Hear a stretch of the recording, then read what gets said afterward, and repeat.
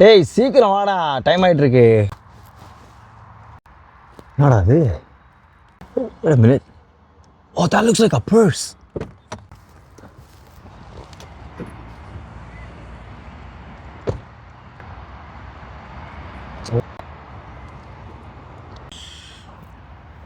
Oh man, okay. A lot of cards.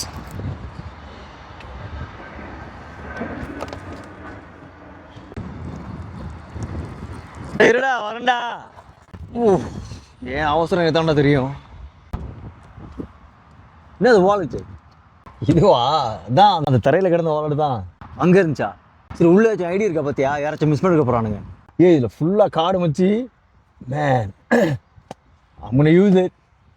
ஏய் நான் விளையாடுறியா? ஐயா சாமி நான் வரலப்பா இதுக்கெல்லாம். இரு வரேன்.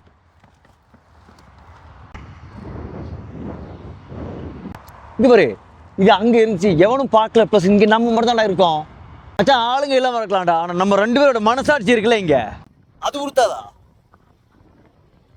எவனுடைய வாலெட் எடுத்து வச்சுட்டு நான் யூஸ் பண்ணுறேங்கிற யார் மனசுக்கு தெரிஞ்சா என்ன மச்சான்? ப்ளஸ் இந்த காலத்தில் எவன்டா நேர்மையாக இருக்கான்? சும்மா இருடா, டைம் ஆகுது, லெட்ஸ் கோ. மச்சான் நான் சொல்கிறது ஒரு நிமிஷம் கேளு.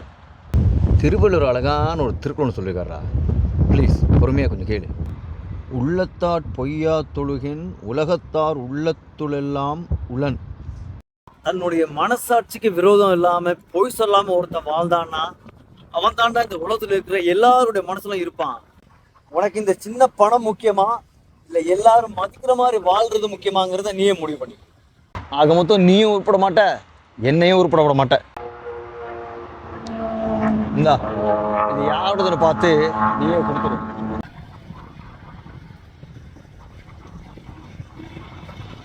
Thank you, bro. Let's go now.